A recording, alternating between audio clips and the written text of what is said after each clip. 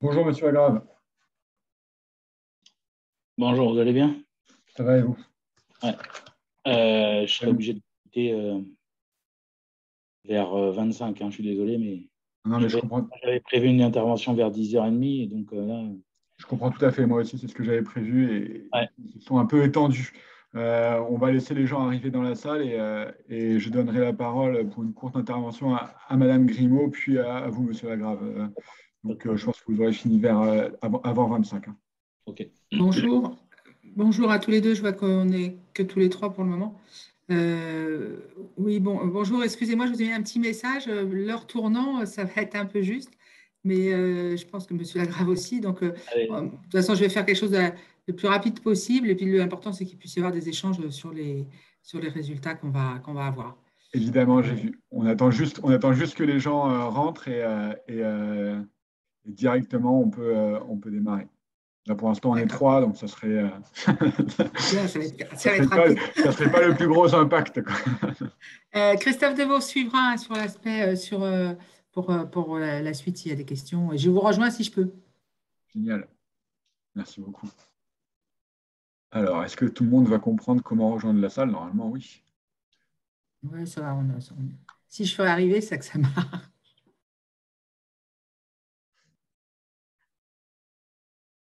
J'en profite rapidement. Monsieur Lagrave, est-ce que je pourrais avoir un temps d'échange avec vous sur les questions de mobilité solidaire?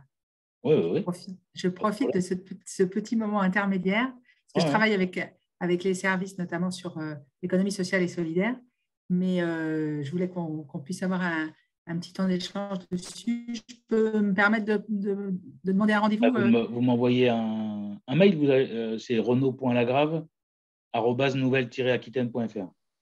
D'accord, je vous envoie un petit message. Ouais, Merci beaucoup. pas de souci.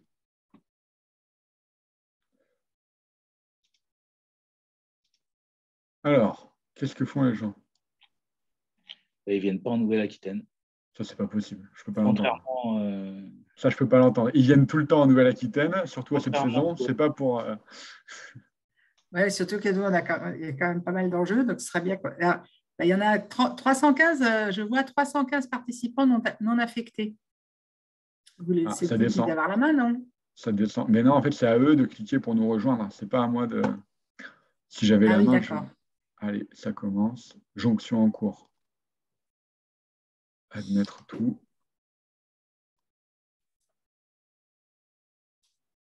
Donc, normalement, ils arrivent. C'est étonnant quand même. Surtout que vous êtes arrivé sans problème.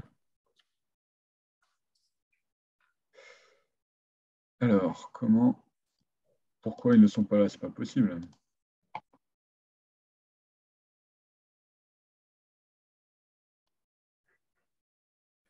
Je vais vérifier auprès de Christophe s'il y a un souci.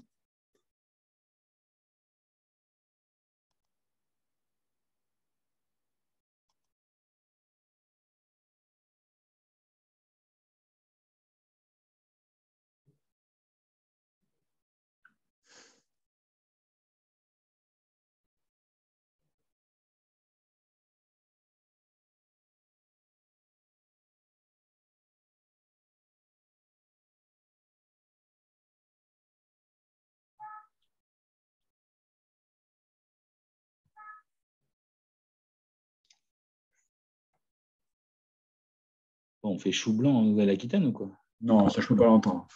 C'est pas possible. Du coup, il y avait que des Les Parisiens distances sont connectés. tellement longues qu'ils n'arrivent même pas à nous rejoindre en numérique. Il y avait que des Parisiens connectés, quoi.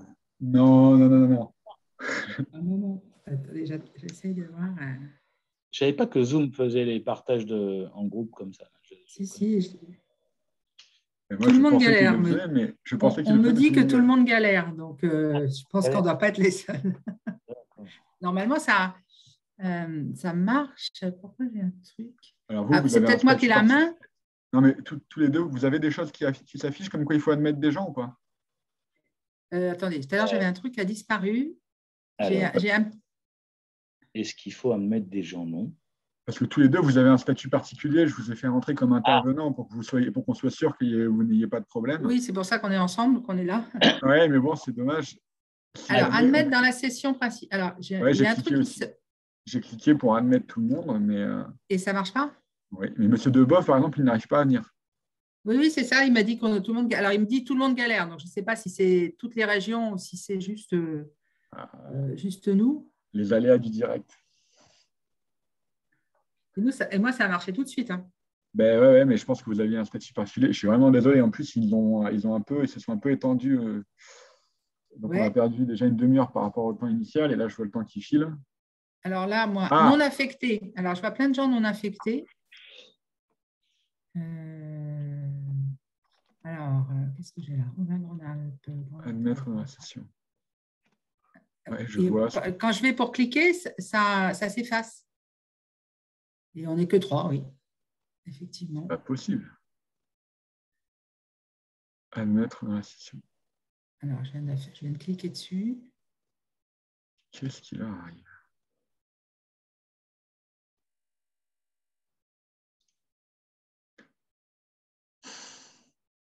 C'est trop dommage. Les admissions, ça, quand on admet quelqu'un, ça ne marche pas. Non. Ouais. Non, personne n'arrive à venir alors qu'on a fait les tests.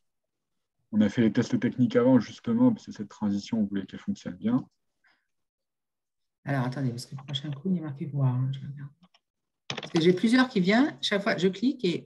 J'ai exactement la même. Vous m'entendez là? Ah, vous m'entendez pas. Bonjour à tous. J'ai l'impression que ça commence à mieux marcher. Nous avions peur que les gens boudent la Nouvelle-Aquitaine. On n'aurait pas pu y croire. Alors, est-ce que vous m'entendez déjà en termes de son? Moi, je vous entends. Vous m'entendez, moi? Oui, on vous entend. On vous entend tous les deux. Bon, Ouais. On vous entend. Bon, vraiment désolé pour les petits retards et les petits aléas techniques. Ce n'est pas notre spécialité. On a fait au mieux et l'important, c'est qu'on arrive tous à se retrouver. Ce que je vais vous demander, évidemment, c'est si vous n'intervenez pas, c'est de couper vos micros pour qu'on puisse avoir le moins d'interruptions de son. Hein. On sait que ça sera quand même plus agréable. Je vais rapidement passer la parole à Madame Grimaud et à Monsieur Lagrave qui nous fait le plaisir de pouvoir introduire cette partie régionale centrée sur la Nouvelle-Aquitaine. Le but ensemble, c'est justement de comparer en effet ces résultats nationaux par rapport à nous, nos spécificités dans la région Nouvelle-Aquitaine et d'avancer un peu sur une analyse plus fine de ce baromètre. Donc, on va essayer de conserver un maximum de temps d'échange aussi suite à ces résultats pour pouvoir forcément développer un peu les mesures à prendre et comment se projeter tous ensemble sur ces constats et comment les résoudre. Donc, sans plus attendre, parce qu'on a déjà pris beaucoup de temps, Madame Grimaud, je vous donne la parole pour introduire cette session régionale. Oui, très bien. Bonjour à tous. Merci de me passer la parole. Je vais être obligée de vous quitter à un moment dans le déroulé de notre réunion. Donc, c'est pour ça que je souhaitais pouvoir introduire le plus rapidement possible. Mais je vais écouter au maximum les échanges. Donc, moi, je suis commissaire à la lutte contre la pauvreté, donc en lien au quotidien avec la délégation interministérielle à la prévention et à la lutte contre la pauvreté, donc Marine Jantet qui a introduit sur la partie plutôt mobilité solidaire au début de notre réunion de tout à l'heure, et donc moi aussi complètement intéressée par les résultats de la déclinaison en Nouvelle-Aquitaine du baromètre qui vient d'être présenté. Alors, il y a déjà des éléments que vous avez vus passer, notamment dans la fin de la présentation, sur la place des régions par rapport à la facilité d'accès à la mobilité et donc aux enjeux particuliers qu'on peut avoir autour de cette question. Donc, bien évidemment, la place de la région est très liée à sa configuration, à sa taille, à sa ruralité, en tout cas pour une bonne partie de la région. Et donc, bien sûr, nous sommes dans une configuration qui correspond finalement aux particularités de la région. Mais de fait, moi, dans le quotidien de mon travail, de tout ce que je peux mettre en œuvre avec les différents acteurs sur la prévention et la lutte contre la pauvreté, la question de la mobilité est un point vraiment particulièrement fort et important qui, finalement, a des effets et des conséquences lourdes, souvent, notamment pour tout ce qui peut être accès à l'emploi, accès à la formation, accès aussi aux questions de soins, par exemple, et donc à beaucoup de sujets qui vont être plus forts, peut-être encore pour les personnes, les familles en difficulté ou en situation de précarité. Donc, comme ça a été évoqué par Marine Jantet tout à l'heure, ce sujet de la mobilité et de la mobilité solidaire en particulier a finalement été encore plus démultiplié suite à la crise sanitaire, mais aussi parce que c'était peut-être sans doute moins visible. C'est pas grave. On vous entend, Madame Grimaud, on vous entend. C'est bon là, c'est revenu? Tout à fait. Voilà. Donc ce sujet est apparu finalement peut-être un peu plus tardivement, peut-être un peu de manière moins évidente que d'autres questions de difficultés des personnes et de prévention et de lutte contre la pauvreté, mais néanmoins, il est, comme je le disais, présent et sans doute important. Donc, de fait, les choses ont été déployées sur le territoire et en particulier tout ce qui s'est mis en œuvre au travers de la stratégie de prévention et de lutte contre la pauvreté. Donc, un certain nombre d'actions se sont déployées, à la fois des actions au sein des conventions d'appui avec les conseils départementaux et notamment le développement des plateformes de mobilité solidaire qui sont en phase d'être de plus en plus importantes, et un des enjeux forts, c'est d'avoir une couverture sur l'ensemble du territoire de ces plateformes. Des appuis également pour diagnostiquer la situation des personnes donc, qui sont portées soit par les conseils départementaux. Désolé pour ce ping-pong technique, mais on est tous là, madame. On vous écoute. Voilà. Non, mais donc, ce que je disais.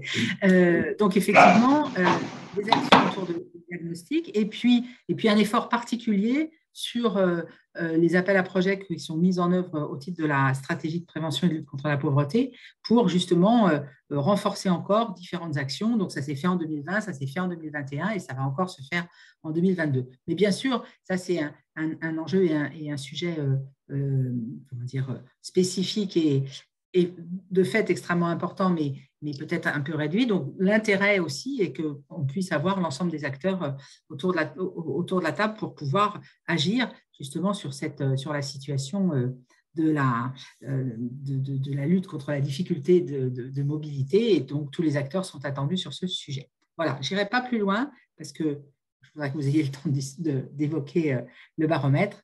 Je vous relaisse la parole.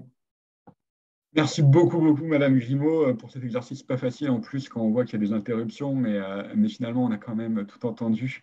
Sans trop de transition, et je passe la parole à Monsieur Lagrave parce que ça fait le lien entre justement politique de lutte contre la pauvreté et politique de transport à l'échelle régionale. Il y a vraiment pour nous une transversalité entre ces deux domaines, et je suis ravi que Monsieur Lagrave vous puissiez vous joindre à nous pour faire le complément par rapport à votre direction. C'est à vous. Merci. Moi, ça va être pareil. Je vais faire très court parce qu'en l'occurrence, j'ai une autre réunion qui commence dans 9 minutes, donc ça va être un peu compliqué. Bon, bref, tout ça pour vous dire, tout simplement, moi, je suis très heureux de participer à cette présentation du baromètre, à la fois le national et puis peut-être le focus local que M. Leclerc a bien voulu me présenter en teasing. Et qui donne quand même un certain nombre d'indicateurs et d'indications pour l'élu que je suis, tout simplement parce que il y a des choses qu'on peut découvrir et qui finalement donnent des indications par rapport à ce qu'on pense, notamment par rapport à la dépendance à la voiture, qui est quelque chose d'extrêmement fort dans notre région.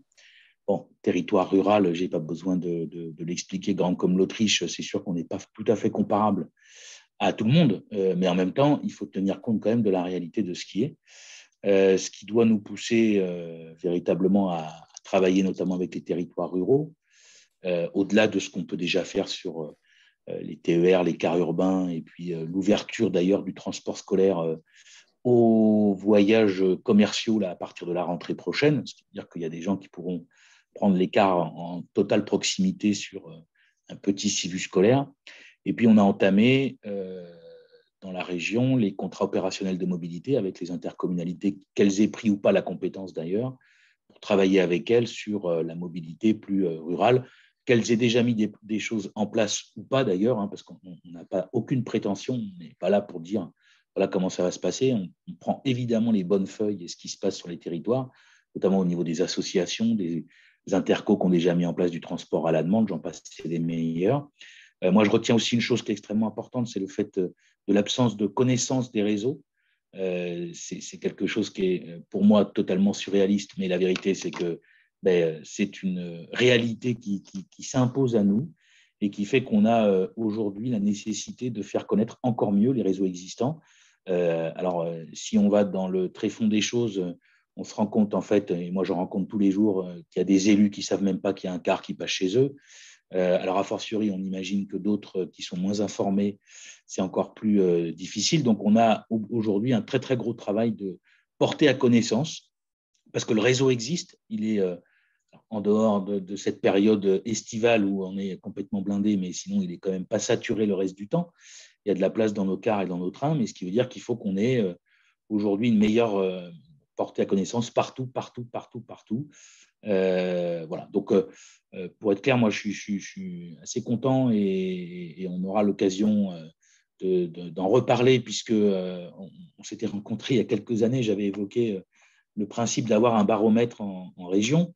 C'est déjà le début de quelque chose. Et moi, je voudrais vraiment remercier WinMove parce que ça nous permet, nous, d'obtenir un certain nombre d'informations côté région et côté d'ailleurs Nouvelle-Aquitaine Mobilité pour ce qui concerne toutes les AOM de la région. Nous, de notre côté, on a un certain nombre de données aussi qui pourraient enrichir des choses, mais clairement, ça va nous permettre de travailler pour l'avenir sur peut-être encore d'autres données et enrichir un petit peu toutes ces informations. En tout cas, merci beaucoup. Désolé, hein, mais là, j'ai 3/4 d'heure dans la vue et donc je vais être obligé, je ne pourrai pas répondre aux questions. En tout cas, M. Clerc, si jamais il y a des questions pour moi, n'hésitez surtout pas, vous avez mon mail, mon téléphone et j'y répondrai bien volontiers. C'est promis, monsieur Lagrave, et soyez pas désolé, c'est moi qui suis désolé pour les aléas du direct, et je vous remercie d'avoir été présent jusque-là pour pouvoir introduire cette partie régionale. Pas de problème. Merci beaucoup aussi, Madame Grimaud, hein, si vous n'êtes pas présente jusqu'à la fin et que vous devez nous quitter. On va enchaîner maintenant avec la présentation des résultats. Et ça, c'est fondamental. Et on va même, ce n'était pas forcément prévu, mais se vouer à un petit exercice, c'est-à-dire que vous pourrez m'interrompre si vous avez des questions. Vous pourrez intervenir directement pour justement que ce ne soit pas trop dans un sens, moi qui parle et vous qui écoutez. Donc, n'hésitez pas. Première question, parce qu'elle est importante. Est-ce que vous voyez mon écran avec le baromètre des mobilités du quotidien ou pas?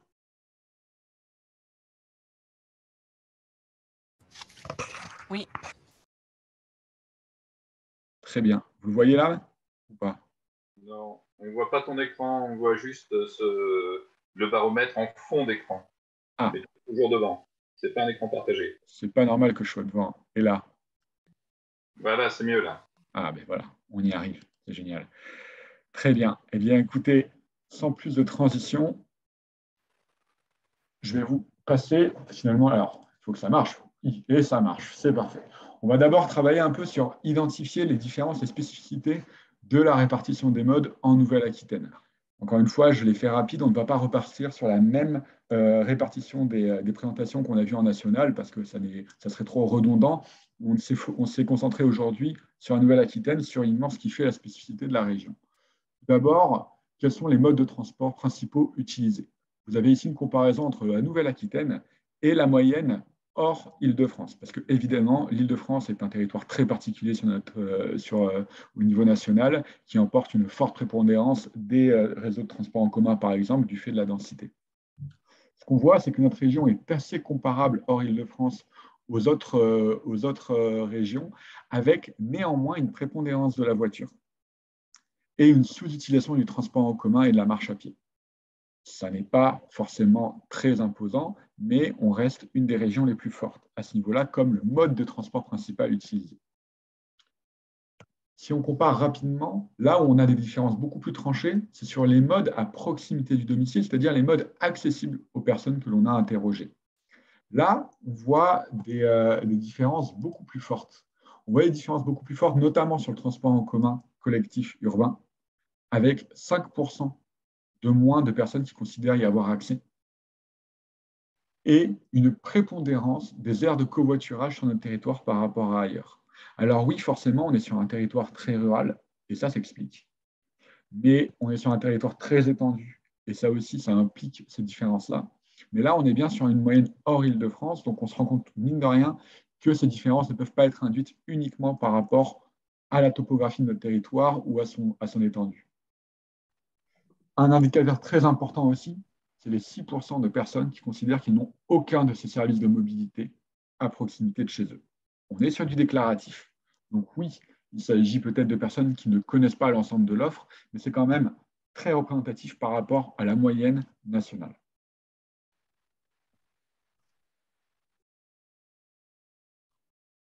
Finalement, cette comparaison de la disponibilité de l'offre, elle emporte à la fin la conclusion sur la notion de choix.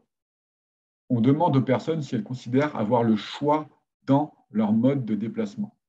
On se rend compte qu'au niveau de la moyenne nationale, toujours hors Île-de-France, on a une relative égalité entre les personnes qui considèrent ne pas avoir le choix et les personnes qui considèrent l'avoir. C'est le graphique que vous voyez sur votre droite. En Nouvelle-Aquitaine, c'est beaucoup plus déséquilibré. Et là, c'est réellement un déséquilibre fort. On a 10% de plus de personnes qui considèrent que dans tous les cas, elles n'ont pas le choix sur leur mode de déplacement, contre uniquement 45% des personnes qui considèrent pouvoir choisir. C'est vraiment une différence prépondérante sur notre région par rapport à d'autres régions françaises. Ce que ça implique, cette analyse finalement du choix, de la capacité, et finalement quand on a le choix, on a aussi une capacité de résilience qui en découle, c'est une analyse de la précarité mobilité. Mes collègues au niveau national vous ont expliqué la façon de calculer cet indicateur. N'hésitez pas si vous aviez des questions particulières. J'ai vu que certaines personnes n'avaient pas bien saisi au début la différence entre et ou, etc. Donc, je pourrais y revenir. Hein, surtout, n'hésitez pas à me couper. L'important, c'est qu'on avance tous ensemble sur la compréhension de ces enjeux-là. Hein. Donc, ce qu'on se rend compte par rapport à ce calcul-là, c'est que sur notre région, nous sommes à 24% de personnes qui sont considérées comme à risque vis-à-vis de leur mobilité, contre 20% sur la moyenne nationale hors Île-de-France. Donc là, on a réellement une différence. On a réellement un élément indicatif par rapport à cette précarité en Nouvelle-Aquitaine. Et si on va plus finement, dans nos trois grandes catégories finalement de risques, on se rend compte qu'en octobre dernier, la catégorie vraiment prépondérante qui fait qu'on a une partie de notre population plus importante à risque, c'est la partie qui est dépendante de la voiture. On est à 16% de personnes dépendantes de la voiture contre 12% dans le reste du territoire français hors Île-de-France. Et ça, ce qui est important de penser ici, on va le voir plus tard avec la projection sur le prix du carburant, c'est que finalement, ces questions-là, elles ont été pensées en octobre. Elles ont été posées en octobre à un moment où on l'a dit, le litre d'essence coûtait 1,60 €. Aujourd'hui, on peut considérer à 2,10 à 2,20, il est très fluctuant, donc c'est compliqué de poser un constat à un instant T. Mais par contre, ça veut dire qu'une grande partie des 16% que vous voyez dans la dépendance à la voiture a forcément glissé aussi dans la précarité carburant depuis qu'on a fait cette étude. C'est-à-dire que ce n'est pas des personnes qui vont quitter les 16% forcément, mais on va avoir un glissement de la précarité. Donc là, on est vraiment sur un enjeu très, très fort et une forte vulnérabilité de notre région par rapport au reste du territoire national. Je le rappelle, mais on a vu le classement des régions de fin de présentation nationale. On voit la Nouvelle-Aquitaine au niveau de son classement. Alors, on est sur une situation plutôt défavorable et on est, on va dire, dans la tranche inférieure des régions qui sont en situation plutôt défavorable. Encore une fois, il faut savoir mitiger ce constat avec les difficultés de notre territoire, son étendue, comme l'a rappelé M. Lagrave, et ces distances entre les villes centrales. Mais néanmoins, il y a aussi des enjeux sur lesquels on a un levier malgré ce contexte-là. Ce que vous voyez là, on va l'appeler le radar. C'est le radar de notre région par rapport à la moyenne nationale hors Île-de-France. Si vous identifiez l'octogone jaune pâle, c'est toutes les notions de moyenne hors Île-de-France. Plus vous vous éloignez vers l'extérieur du graphique, plus vous êtes sur une situation favorable. Plus vous êtes vers l'intérieur du graphique, plus vous êtes sur une situation défavorable. Et ça vous donne cette courbe bleue qui est un peu notre profil régional vis-à-vis de différents grands critères de mobilité. Ce qu'on observe ici, c'est déjà une part de la population qui a la voiture comme seul mode de déplacement principal qui est beaucoup plus importante. Vous voyez donc finalement qu'on a une grande difficulté de choix. Quelque chose d'intéressant sur notre région, c'est qu'à l'opposé de la part de la population n'ayant pas la seule voiture comme mode principal, vous avez complètement en symétrie axiale la part des personnes n'ayant pas été concernées par au moins un renoncement à un déplacement lors des 5 dernières années. Si on regarde toutes les autres régions, en général, il y a une relation de causalité entre ces deux indicateurs-là. C'est-à-dire que plus les personnes n'ont que la voiture comme mode principal, plus par contre, elles ne renoncent pas à des déplacements. Donc, elles ont tendance à pouvoir faire leurs déplacements. Or, nous, on est une des seules régions avec un resserrement par rapport à la moyenne nationale sur ces deux indicateurs-là. Malgré le fait que la voiture est le seul mode principal, on a quand même un plus fort niveau de renoncement que sur les autres territoires français. Surtout, n'hésitez pas à me couper si mon explication n'est pas claire. C'est quand même un exercice un peu incertain, mais c'est important d'avoir ces notions-là en tête. Ensuite, on l'a vu juste avant, la part de notre population exposée à un risque de mobilité est plus importante que sur le reste du territoire. Tout ça, c'est des constats complexes. Par contre, on a aussi, j'ai envie de dire, une lumière au bout du tunnel. Notamment, déjà, avec la part des personnes qui ont changé leurs pratiques pour des pratiques plutôt vertueuses depuis la crise sanitaire. On a une plus forte tendance à un changement de pratique chez les Néo-Aquitains que sur le reste du territoire hors Île-de-France.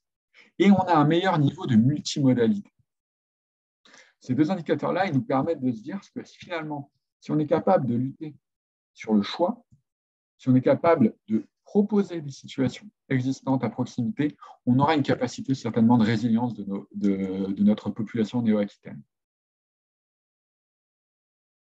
On a ici finalement un détail beaucoup plus avancé des différents indicateurs de vulnérabilité.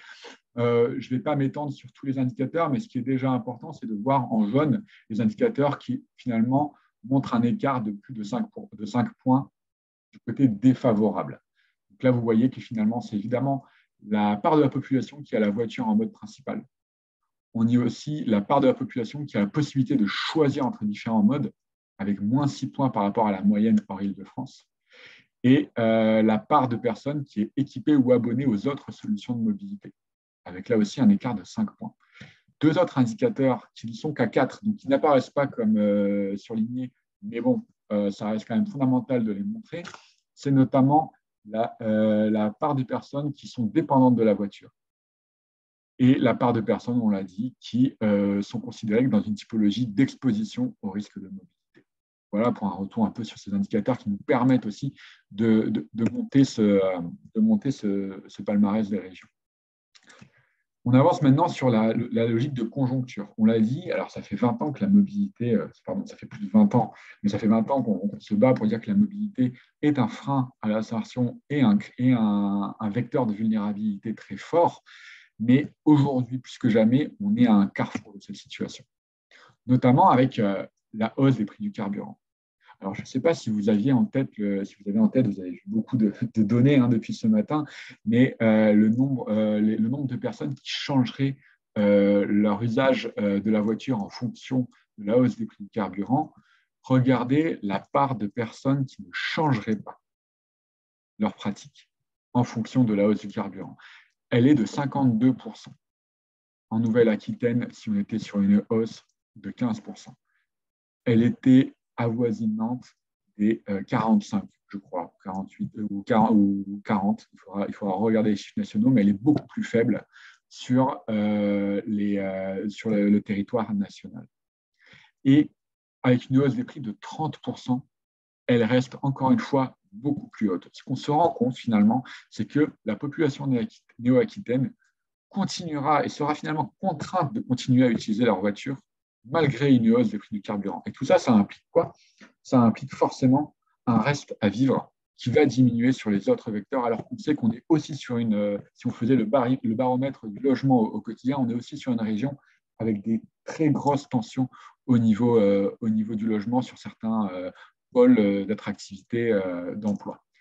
Donc, finalement, tous ces indicateurs-là montrent qu'ils ne font que lier la dépendance à la voiture avec un manque de résilience actuellement par rapport à la capacité à changer de pratique. Ce qu'on voit ici, et c'est pour compléter ce que je viens de dire, c'était la corrélation entre les catégories de revenus, les catégories socio-professionnelles et l'usage de la voiture. Alors, si vous vous souvenez peut-être de la partie nationale, il y avait marqué que finalement, le mode principal usage de la voiture est très corrélé au niveau de revenus et aux catégories socio-professionnelles. Eh bien, c'est moins vrai en Nouvelle-Aquitaine. On avait par exemple environ 40% des personnes avec un revenu de moins de 1 000 euros net par mois qui utilisaient la voiture. On est ici à 62%. Ça veut dire qu'en fait, la population néo-aquitaine, encore une fois, est contrainte d'utiliser la voiture malgré des difficultés potentiellement de reste à vivre et les difficultés qui s'accroissent avec le prix du carburant. Donc ça, c'est vraiment fondamental de le comprendre. Là où on aurait pu se dire sur d'autres régions, mais regardez, la voiture, elle est vecteur d'inégalité parce que uniquement les personnes qui ont les moyens peuvent y avoir accès. Nous, on est, selon moi, dans une situation encore plus grave en Nouvelle-Aquitaine parce que même les personnes qui n'ont pas forcément les moyens sont contraintes de l'utiliser, quitte à faire des sacrifices sur d'autres pôles de dépenses. Forcément, au niveau du renoncement au déplacement, on n'a par contre ici pas forcément une difficulté plus forte que sur les autres territoires. On est sur des tendances qui sont très correspondantes. Donc voilà, c'est important de le marquer quand même, avec une légère prépondérance en termes de type de mobilité, type de renoncement. On a finalement un peu plus que dans le reste du territoire des personnes qui ont renoncé, par exemple, à un rendez-vous médical ou à un emploi. C'est léger, c'est 1 ou 2 points, mais c'est important à noter quand même.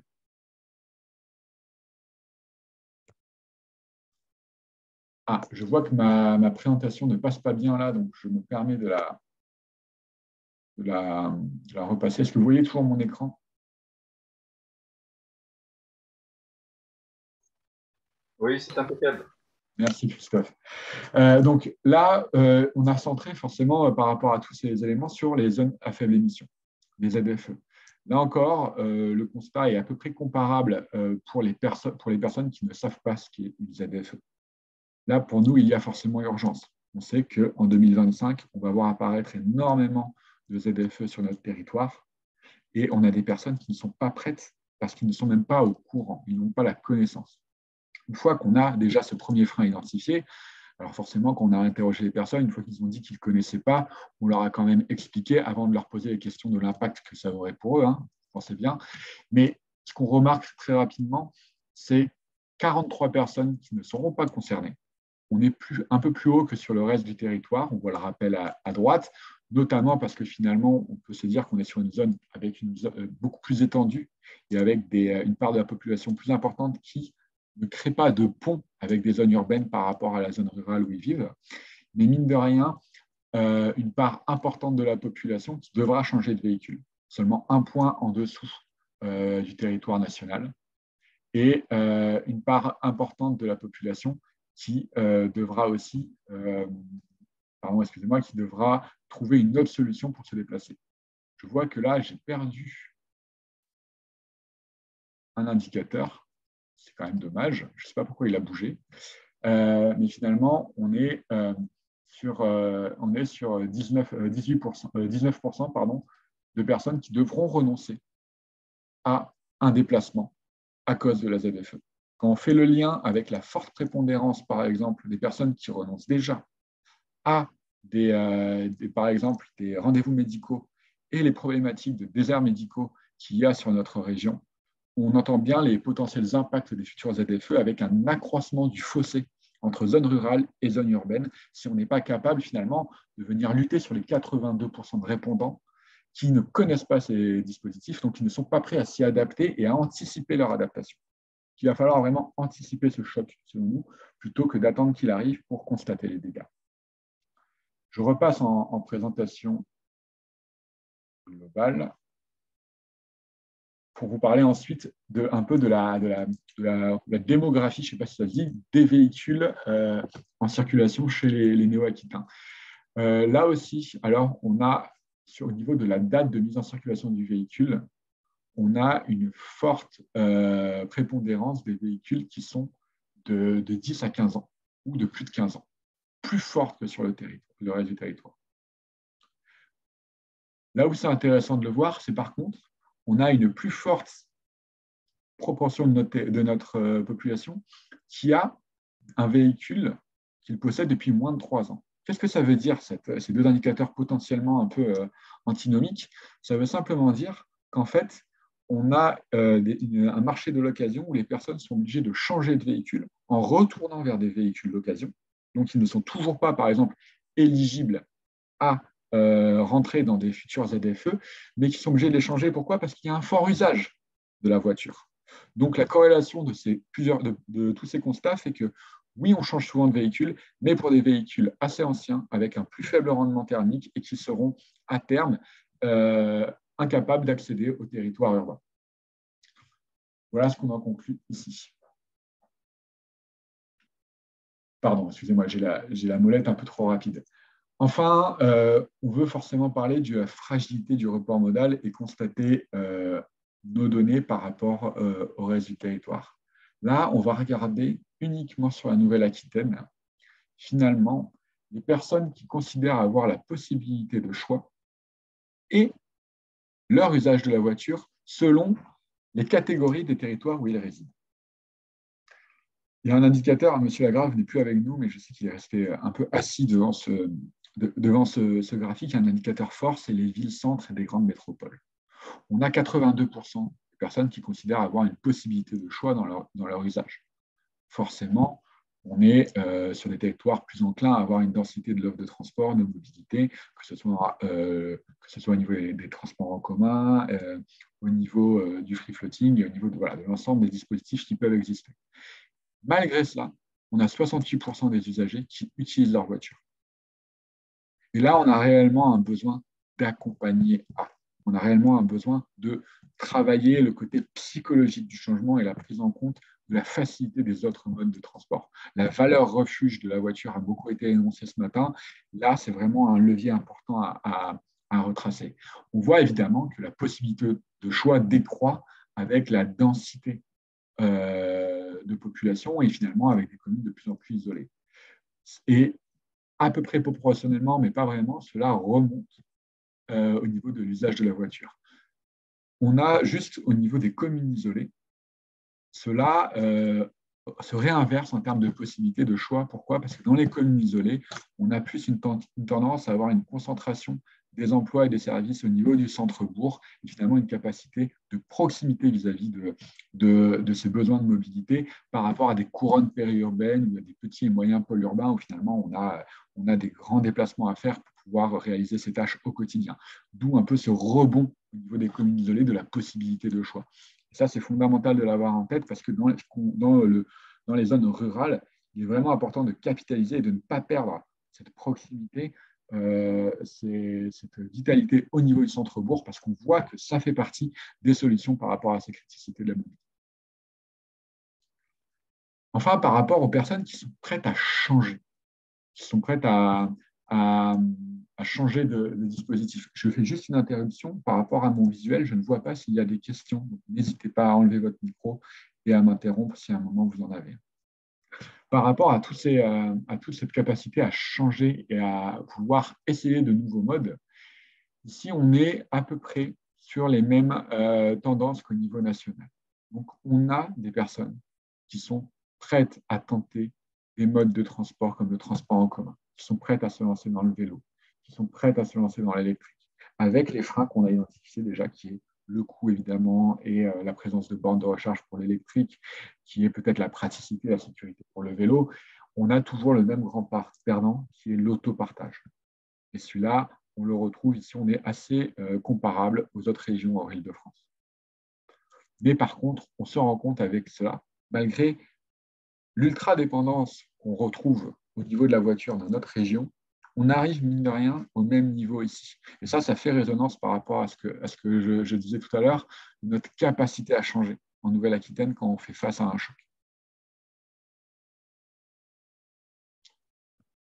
Rapidement, pour conclure, deux constats en Nouvelle-Aquitaine que l'on reprend par rapport au constat national.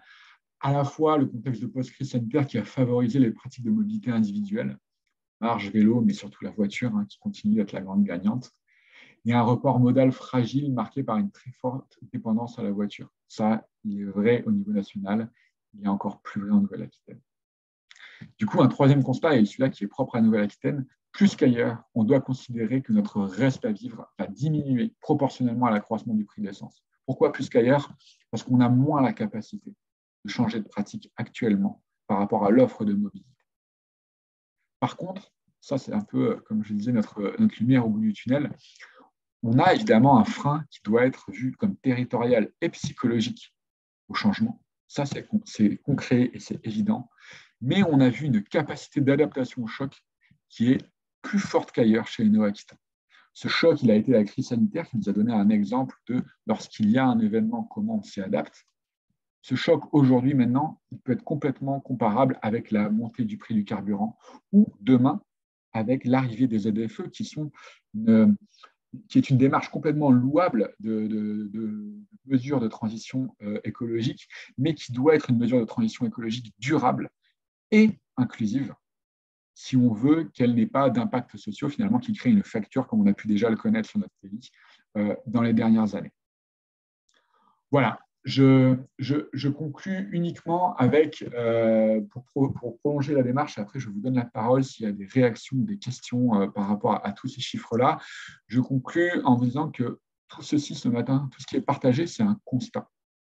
C'est des indicateurs qui nous permettront d'objectiver les avancées de notre région par rapport au territoire national et les avancées du territoire national en général, mais on doit aller plus loin. On ne doit pas se contenter de constater et ensuite de revenir chacun à nos structures, à nos institutions et à nos politiques pour changer les choses. Je pense que ces chiffres aujourd'hui, ils doivent aussi amorcer une réflexion commune qui a lieu à plein d'égards et dans plein de réunions et de regroupements d'acteurs de la mobilité inclusive et de la mobilité au sens général.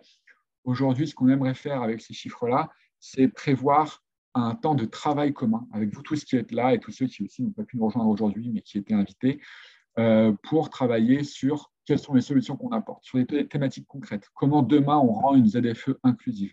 Comment demain on vient proposer en zone rurale une alternative à la voiture grâce à des modes innovants? Et tout ce travail, on voudrait l'initier avec vous en présentiel cette fois, en se rencontrant le 22 septembre à Bordeaux, à l'échelle régionale, avec des acteurs de l'ensemble de la région, pas du tout que de la Gironde ou que de la métropole de Bordeaux, sur une demi-journée de travail en commun qu'on organisera et qui nous permettra d'avancer sur ces sujets et je suis sûr de trouver des solutions. Donc voilà, l'invitation est donnée et je vous la relayerai après. Maintenant, j'ai beaucoup parlé, je vous laisse aussi potentiellement réagir à tout ça.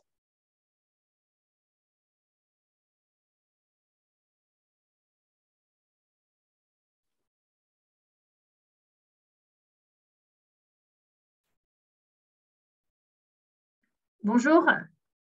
Bonjour Émilie. Je me permets de prendre la parole, du coup la première, ne trouvant pas comment lever la main. Il faut toujours un premier en plus, merci. J'ai une question basique. Non, mais j'ai une question basique. J'ai entendu tout à l'heure dans la présentation, alors peut-être que j'ai loupé l'info, mais dans la présentation globale à l'échelle nationale, tout à l'heure, j'entendais qu'il y avait eu entre 700 et 2000 réponses par région. Combien de réponses a-t-on eu sur la Nouvelle-Aquitaine? Alors, la question, elle est tout à fait importante et j'aurais dû le préciser. On a eu 1666 réponses en Nouvelle-Aquitaine. Pour vous expliquer le nombre de réponses, il a été en fait décliné par rapport au nombre d'habitants par région. Donc, on est venu en fait prendre le pourcentage de la population nouvelle-aquitaine par rapport à la population nationale et on l'a extrapolé pour qu'il soit exactement à la même pondération dans notre échantillon de 13 000 personnes. Donc, on est sur une représentativité des répondants néo-aquitains par rapport à la population nationale. Merci, super. Est-ce qu'il y a d'autres réactions ou questions par rapport à tout ça? Je voulais dire que tout cela a été très, très intéressant. Il y a beaucoup de matière et comme tu le dis, il faut qu'on prenne le temps de retravailler cela. Je pense que ces résultats corroborent un petit peu ce qu'on pouvait percevoir du caractère rural et vaste de notre région. Hein. C'est directement lié à cela, mais il faut certainement aller plus loin. Donc, j'ai bien noté ce rendez-vous du 22 septembre. En tout cas, merci pour ce travail déjà et pour initier cette réflexion et ce regard, j'allais dire presque sur nous-mêmes et les pratiques de nos concitoyens. Merci beaucoup, Christophe. Alors, je n'ai pas envie de m'engager aussi trop loin, mais je vous avoue qu'ils l'ont dit tout à l'heure, cette base de données, au-delà des indicateurs qu'on a donnés ici, c'est une mine d'or et on a une représentation des types de populations aussi, des seniors, des territoires ruraux, des jeunes, etc. Moi, je vais faire la guerre un peu pour arriver à la récupérer et pourquoi pas demain proposer aussi d'autres angles de vision, pas uniquement néo-aquitains de manière générale, mais pourquoi pas les jeunes en Nouvelle-Aquitaine ou alors les seniors en Nouvelle-Aquitaine ou alors les personnes vivant en zone rurale en Nouvelle-Aquitaine. Donc, il faudra toujours qu'on s'attarde bien sur la qualité de l'échantillon pour être sûr que ça reste représentatif, même avec ces déclinaisons, mais c'est potentiellement quelque chose vers lequel on pourra avancer sur différentes questions. Donc, n'hésitez pas à revenir vers moi aussi si vous avez un prisme qui vous intéresserait particulièrement pour qu'on voit si on est capable d'utiliser cet outil pour aussi l'analyser. Très bien. On a eu 2h30 de webinaire passionnant. Monsieur Furlot, je vois que vous vous connectez, je vois votre caméra. Est-ce que vous voulez intervenir? Oui, merci. Oui. Benoît Furlot du réseau mobile Nouvelle-Aquitaine et directeur d'une plateforme de mobilité hyper rurale. En l'occurrence, c'est en Creuse. Effectivement, le réseau mobile avec ses adhérents en Nouvelle-Aquitaine est quand même plus représenté dans des zones, pas dans les. Elle est sur Bordeaux, donc on est plutôt sur la mobilité périurbaine ou rurale. Et sur les indicateurs, ce qui nous a été présenté, sauf à ce que j'étais assez peu attentif au début, mais dans les solutions, dans les items qui étaient proposés sur les solutions de mobilité pouvant être existées, on trouvait les trottinettes, on trouvait les vélos en libre-service, les trottinettes en libre-service, les voitures en libre-service, mais je ne retrouvais pas toute l'offre de location solidaire qui peut effectivement répondre à des besoins. Et voilà, je ne l'ai pas vu. Et la deuxième remarque que je me faisais, pareil, c'est qu'on parle beaucoup de ZFE. Les ZFE, ça concerne certainement beaucoup de territoires, donc des territoires densément peuplés, donc beaucoup de population, c'est clair, hein, ça va concerner beaucoup de gens, mais en termes de géographie, dans une région comme la Nouvelle-Aquitaine, ça ne concerne pas un territoire immense. Donc, il ne faudrait pas qu'on focalise tous sur l'impact des ZFE. À regarder sur les zones rurales ou périurbaines où, effectivement, on est en dehors des offres de mobilité collective qui peuvent exister et où, aujourd'hui, il y a des solutions très thermiques, on va dire, voilà, qui existent, et que demain, il faut peut-être aussi travailler à changer les mentalités sur l'usage du collectif, du covoiturage, de l'autopartage, et travailler aussi avec des opérateurs qui sont en capacité d'imaginer des solutions pour des territoires périurbains et ruraux, parce qu'aujourd'hui, effectivement, tout ce qui est autopartage, les entreprises qui travaillent là-dessus ciblent plutôt des zones urbaines ou des agglos, et parce qu'il y a de la masse, et que sur des territoires ruraux, on n'a pas encore expérimenté largement des solutions de ce type. Merci beaucoup, Monsieur Furlot. Pour répondre à ça, vous avez tout à fait raison. Les ZFE, elles ne sont présentes pas dans les territoires peu denses de la Nouvelle-Aquitaine. Par contre, juste pour tempérer ce que vous dites, on considère qu'elles concernent une population très large, et même dans les zones ultra-rurales. Pourquoi? Parce que demain, une ZFE affectera certainement plus une personne qui ne vit pas en ville et qui ne pourra plus s'y rendre parce qu'elle n'aura pas un moyen adapté, que finalement des personnes qui vivent déjà dans les ZFE où on se rend compte qu'elles ont une possibilité de choix beaucoup plus forte que les personnes qui vivent loin en couronne périurbaine ou en commune isolée. Donc en fait, finalement, notre réflexion, ce n'est pas de dire il faut réfléchir les ZFE pour aider uniquement les habitants des ZFE.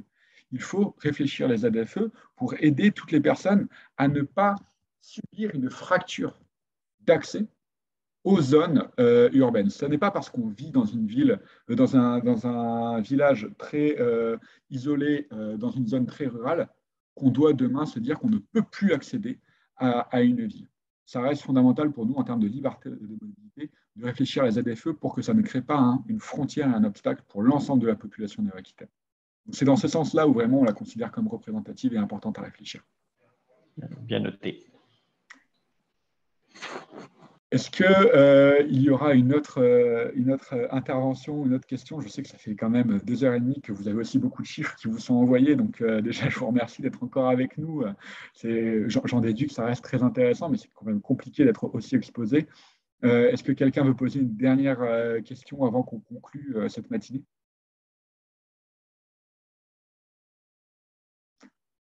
Écoutez, si je ne vois pas de caméra s'allumer... Ah, je vois une caméra s'allumer, justement. Non. Non, ce n'était pas pour poser une question, c'était pour vous saluer pour la FEM. Merci beaucoup.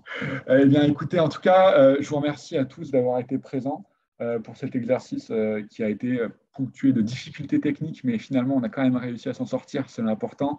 Je pense que le message est passé et qu'on est tous lancés pour réfléchir à ces challenges-là. Évidemment, je vous donne rendez-vous le 22 septembre et je vous communiquerai l'invitation pour qu'on avance ensemble sur cette thématique. Je compte sur vous aussi pour être présent, pour pas que le soufflet retombe, si vous me passez l'expression. Et puis, je vous souhaite une excellente après-midi et merci encore pour avoir été avec nous ce matin. Merci, au revoir.